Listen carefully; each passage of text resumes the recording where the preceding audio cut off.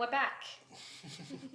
So, tell us about when you moved from home to where you moved, like how, was that after school, how long after school, and what was the living like there? Great question. I finished school in 2010, pardon me, and I'm fairly sure that you'd been living with your previous partner at the time, and that's when I'd realised that I was going to be going to uni. What year was this? So that would have been... So I finished high school in 2010, and then would have been around 17 or 18, and so you would have... I feel like you were already out of home. Or was it Redbank Plains at that point? Or at Redbank Plains, maybe doing university at Springfield, the USQ. And then where I'd left off from school was that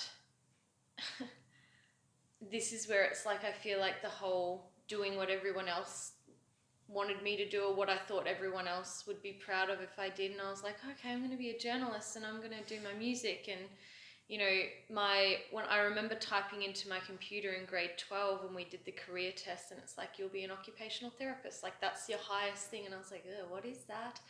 It sounds crazy. Like, it's like, no way, I'm a writer, I'm good at writing, love music, I'm going to do that. And so I applied to journalism, and then I went and lived with Sunny and them. So I went and lived at Sunny's place for a little bit while I did the Bachelor of Journalism at UQ, at Griffith, Griffith, I think, which is Griffith. UQ is a different thing. At the Nathan campus, and then I was in there, and I just felt so separate from everyone, and I was like getting this really dark feeling like coming over me, where I was feeling like, this is so different from school, this is not what I want to do, but everyone around me is telling me, just stick at it for stay for 12 months, you'll get credits for it. I was like I can't, like I literally think I'm gonna die, like it's like that level of I'm gonna die, I'm gonna kill myself. Like, it did get that dark. And I don't know. So how old were you then? I would have been like 18 or 19. Yeah. So it was going from structure, where I was doing really well, really connected to my teachers, knew everybody in the class, to feeling insignificant and having no structure. And I was like, I don't even know who my lecturers are, I don't know who to contact, I don't know where to go if I need help. And I was still doing well in my exams and stuff that I was doing, but I was like, the friends that I was making there, I didn't, some part of my soul knew that they weren't the kind of people I wanted to be having a future with. And so I kind of found people who are a bit more lighthearted and was like not in it in that course either. Like they were in it, but they weren't really wanting to do it. And then I did end up deferring, and I think I moved back home then, and I was in a pretty bad space because I was like, I don't know what I'm doing. Life shit, you know, when it's all about me, like what am I going to do? The world revolves around me. And that is your world though, because like uni, although it is pockets of time, it is a big chunk of like where you make new friends and how you have new experiences and how you start forming opinions of yourself and other people too. Absolutely. And I can really resonate with how you felt there, because like I initially went to uni as well, and all of these feelings that you're bringing up I felt, because for me I was used to my friends. School was amazing because it's like you pretty much go to spend time with your friends, then you go to uni, it's like totally new people, totally like I have to travel into the city to do something that I don't actually really want to do, but I'm doing because my family told me it's something good to do, and it's just like and you're getting the praise from family for doing it. It's like you're and then doing you're getting it. the opposite of praise when you like, I don't want to do this. So I can 100% see how you're feeling and where you come from that. Yeah, it means a lot to hear that as well, because when anyone's going through a dark time in their life, it's like what we've said before. You're only focusing on you, and it's all about me. And it's like, if you actually took a moment to step outside of that, it's like, your world's about this big, like, you know? The scheme of things. And but at the same time, like, this big is still this big when it's your own stuff. And I think it's so cool that you guys had that same, not necessarily the same experience, but the same emotions around that, I guess, loosening of the structure or the tightening. I'm not too sure how you were wording it before. I feel like, again, this could be where you guys are so similar in certain areas now, and possibly where there were those like inner conflicts with your own values or something that you weren't aware of at the time. Whereas for me, I found like uni and that trip I was already fairly independent and like running my own, like paying for my own driver lessons up there, and I loved that experience. But wasn't so much the uni that I loved and thrived in it, but I think I liked that variety of just, what am I doing and where am I going to be? Whereas it's really cool hearing both of your experiences and how that for you made it, almost made you go like, oh, what am I doing with my life? I've lost my purpose a little bit. Right. And I can further that. You mentioned that you were quite independent, where I feel like we may have still been in the level of maturity, we still would have been dependent. Right, even though it was wanting the independence, and I'm someone who thrives off variety and change. Yes. But it was definitely a maturity thing. I think it was like, I want all this independence, but I'm still a child. Yeah. And or you're being thrust into something that's not really how you want to be independent. It's like, I don't feel confident in this. I'm being told you'll be really good at that and you'll be amazing at this. And even like you were saying before, those little tests that you do when you're at high school and those things that say like, you're going to be this, even 20 years later, they still sit somewhere in there. I can remember where I was sitting, what block it was, like typing it in. And like, interestingly, now those jobs very much make sense. Yeah. So, well, that is a really good segue into like, what are you doing now, and what are some of the things that you really enjoy in your life in terms of career building and that are true to you and who you are? Yeah, so after I deferred, I remember going back home, which also felt like a step backwards, and Mum was still working at the school at the time, and she was a little bit concerned because I wasn't mentally great. And so she was like, you know, we've got open days coming up, we've got this, and she'd bring home all of these flyers, and I was like, oh my God, am I doing? Yeah, like I missed all of this stuff.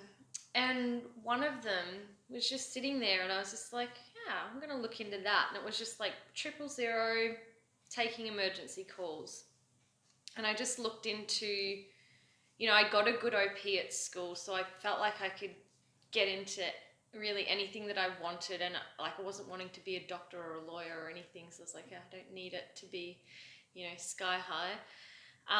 But I looked at that and I was like, oh, check out what courses are involved in becoming like an emergency service communicator. So like the communications office are different to the actual paramedics. Interesting. And so I looked into that, and then, you know, Bachelor of Paramedicine came up to become a paramedic, and I was like, oh, I'm going to give that a go. I'll see if I can get into that.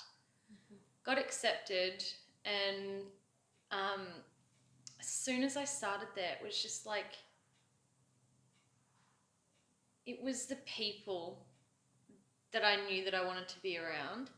Like, the course itself, I had many ups and downs with it, like almost wanted to drop out, but every time I went on placement and I was in it, in the field of it, it was like, this is it. Like, these are the people. I was very young, very awkward, shy, which is something that the job has given me, or it gave me when I did get accepted, was like a lot of confidence and getting variety in a safe environment. Safe, structured environment that you're not having to create it yourself. Yeah, and it was such a cool thing to be in a job where I felt like I was connected to, you know, the people when I was at work. And it's interesting even thinking like how much I love study and academia and all of that stuff, but how much I thrive when I'm doing. Yeah. Yeah. You know, like, and it's like, take the books away. And I still get to that in like my yoga practice and like my yoga studies. It's like, take the books away. You're ready to now just be and do. And so with your yoga studies, like, share a little bit about your journey with, you've done so much with yoga that I feel like I would even insult the topic by trying to bring up some of them. So share a little bit about all these amazing experiences you've had with yoga and some of the studies that you've undertaken for yoga as well. Yep. So yoga found me when I had gone through like a little bit of a challenging relationship with food. I wasn't in the healthiest. It was in a very similar time when I wasn't feeling mentally great. Mm-hmm. Then I remember going to my cousin Stina. She would take me to some of the hot yoga that was near her. So I always felt my body and something just shifted when I was in there, and it definitely started as a physical thing. And then when I did get a job as a paramedic, and I ended up moving to Tassie for that, because it was the last application I was doing, because I got accepted nowhere else in Australia. Packed up my little Hyundai Excel, moved down there, and and then life truly did begin. And even the first moment I got down there, it was like we started induction in Hobart, and it was the middle of winter. A Queensland girl thought that, her clothes would be enough. False. Shorts. Very false. Short singlets in Tasmania. Oh, seriously. And I thought like layering clothes would work. If they're not wind protected, like, you're screwed. So anyway, I would purposely park away from where I was doing the induction to walk, so I would get warm at least. And then when I was walking, I walked past this Bikram studio, and I was like, oh my God, that looks so amazing. And they always do, don't they, the yoga studios, like from the outside? It was just a little door, but it was like 4 weeks, unlimited classes for this amount of times. And I was only down there for an extra 4 weeks of my induction. So I was like, I'm going to sign up to that, get warm each morning, each afternoon after I do my training. And they were such draining days, like being inside listening to lectures, and you're like, just give me my mind-numbing. Just give me my uniform. And so I started doing that, and then I got posted up to the northwest, and that's really where I fell in love with, and where I felt a sense of home. And so I started working there, and I had quite like a physical yoga practice outside of work that was just for me. It was just a personal thing. And that really kept me balanced mentally, physically, emotionally. And then I'd just randomly share it with people that I was working with, and I tend to draw in people who other people think, oh, they don't talk much, or they're weird, or they're this and that, and it's like, do you know them? They're actually amazing. We've had 3 hours conversation. Yeah. What are you on about? I remember you saying that a lot with a lot of the paramedics that were not necessarily awkward, but they just didn't enjoy the company of humans, whether it be that the job itself made them a little bit jaded to seeing what people are really like, or whatever meaning they've put to that. Yeah. I think you noticed fairly early on that there was this huge gap in the paramed world of, yes, these people are out, it might look like they're saving lives, and they are to some extent, but their own bodies and their own mindsets needed a lot of work. And I think you started going, oh, I see what I can do here. There's a link. What a good like growth and life skill to. That's personal growth in yourself to go, give the person the time of day, listen and actually listen. And I will say you're a very good listener, like even when we just talk. But to listen to somebody and realise that, they've got their own life as well, and it doesn't matter what other people think about that person, for you to just take that on board personally is awesome. So, and that comes from a place of acting authentically. Like everyone when I started there was like, oh, you're so happy, or you're the little hippie random paramed who's like, why are you even here? Yeah. And it's like, and it's not until people got to know me that's like, my life hasn't been happy-go-lucky everything. It's the perspective we put on life, and it's how we choose to respond to a situation from where we've come from. Like I could very easily be closed off and not help myself. But if I'm not helping myself, how the hell can I expect to help others, which is exactly the job that I was in at the time. And you're 100% right in that I got more passionate about helping the people in the job, because if I can look after them, then they can look after the people.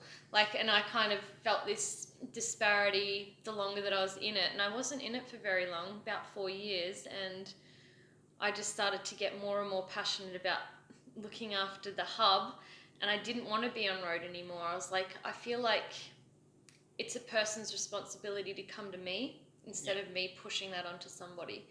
And I'm not dissing the job at all. Like, people, there's amazing paramedics, doctors, all of that kind of stuff out there, which it just wasn't where my soul was aligning.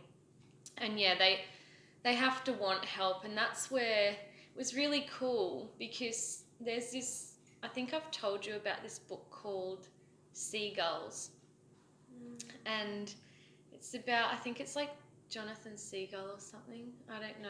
But if his last name is Seagull, no, it's like it's a story.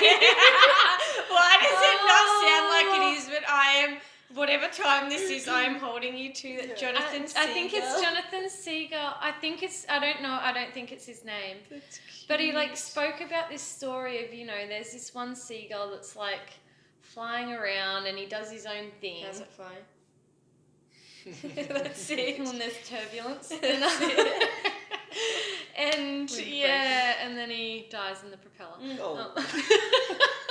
No, and so he does his own thing, and like, you know, he goes through his ups and downs in life, and the other seagulls are in their group and they kind of go, you know, oh, look at old mate Seagull over there, he's pretty interesting, like, but why is he so happy? Like, kind of don't know what his deal is. And, you know, when the sun's out and everything's good, he's just off doing his own thing, and the other seagulls are in their group and they're kind of just like, yeah, we're cool, we're good, we got this, we're happy, cheering you. But when the sun would go down, there would be people, I guess the other seagulls would kind of go, actually, I don't want the other seagulls to see me trying to see what old mate Happy Seagull's doing. So there'd be this like kind of shadow of seagulls just like crowding around going, oh, I really want to know more about this dude or about this chick, and like, what do they do in their life? Like, what's working for them?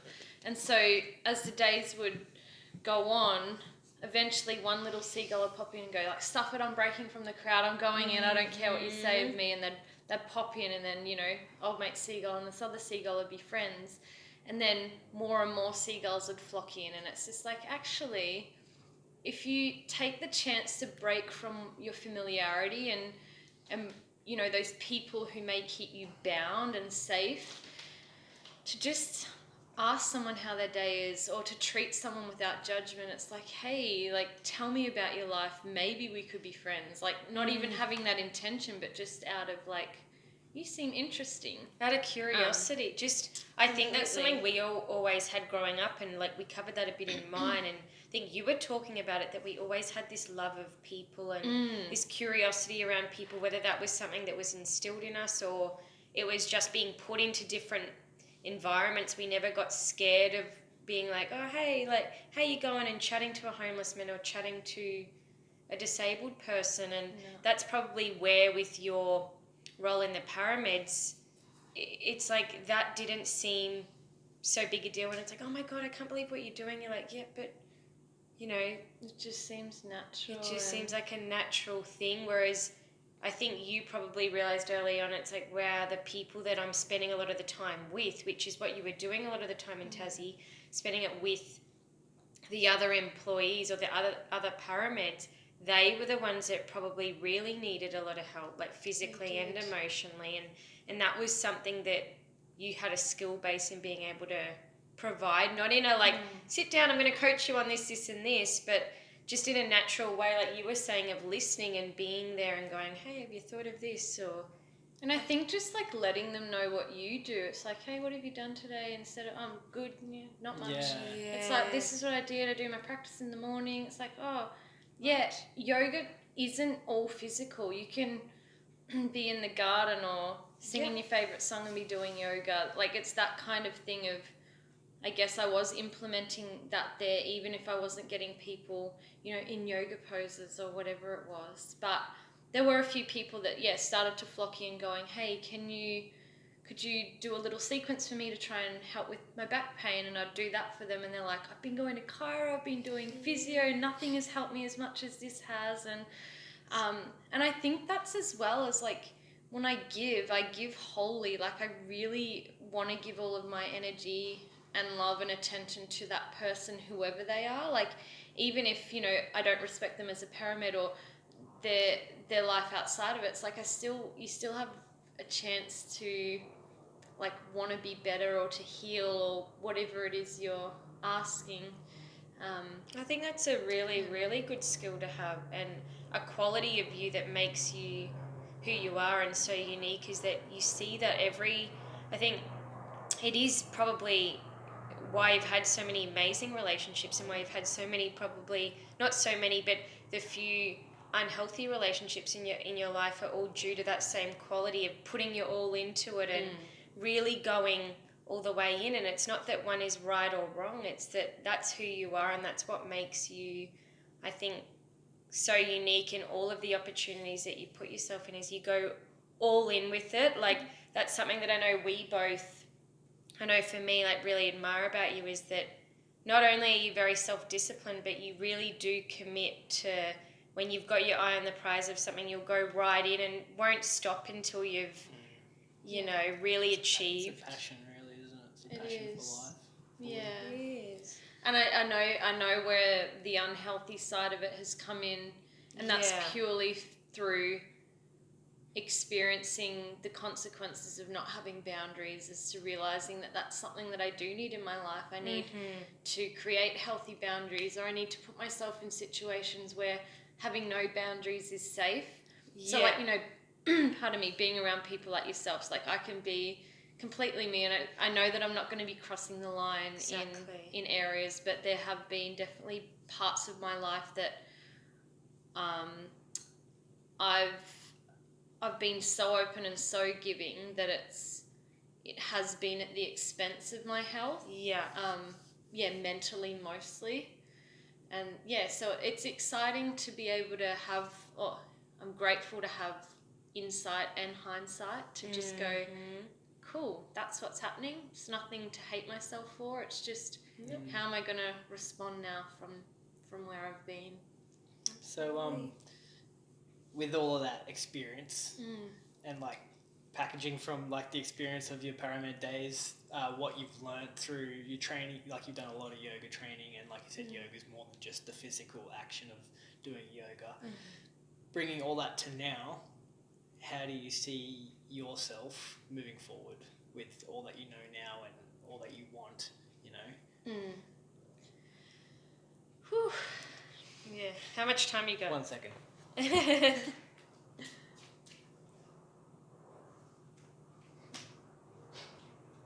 Might just stop it then, Yosh, and then...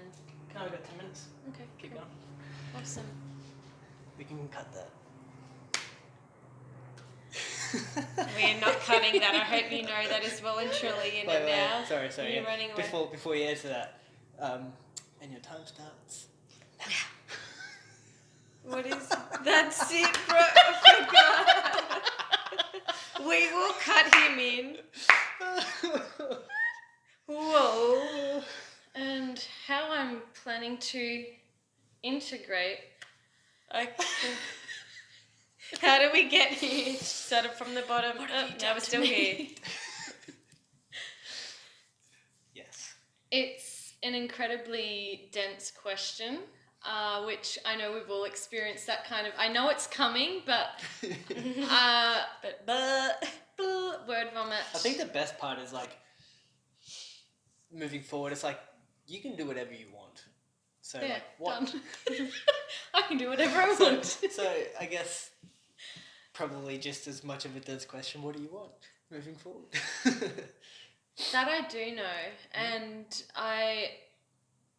it's something that I already have now, which is exciting. It's like, I want to live a healthy inspiring, courageous, loving life that includes, you know, healing myself continuously, like through self-development, but doing that as a means to provide wisdom and education and inspiration to others around me. So I know that I'm not ever going to just have one job in my life. It's if you look at the blueprint of how my life's already been, it's like, huh?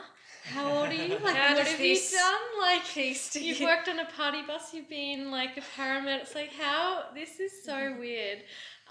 Then like, you know, working in mental health and teaching yoga there, and then being massage therapist and barista. And it's like, I know that I love to learn and I love to be interested and interesting, even though I would never really consider myself interesting, which I don't think any of us would. But like, it's it's that weird thing of like, I find you two interesting, and I find like a lot of my friends and random people that I meet interesting, but we never kind of think that of ourselves because we're just living it and it's just our life, and we're like, oh yeah, I know that story, cool. Boring. Boring. I want to be with that cool seagull over there, if you know what I'm saying. It's like, is it? Because I've had 50 jobs, so I ain't boring. But yeah, that's where I want to move forward, and that's where I see all of the skills that I've learned will serve me in the jobs moving forward, because I know I'm going to be working with people regardless. So currently I'm studying, I've just actually completed my training in the postpartum doula stuff, and I'm making, you know, pregnant women and women who have had babies, and even women who are trying to conceive, making them baths and products to try and educate them on how to look after their health. And within that, I can incorporate yoga. And then there's other roles, like of what we're doing together. We're getting to educate people on a larger scale of communication and what we do to help our own health. And in that is yoga. And then, and it's like, and it kind of ties in all the paramed stuff of like being in a job like that's to help people. Yeah. And I think that's truly that is like my mission statement, and what I'm here to do in life is to inspire and heal myself and others. And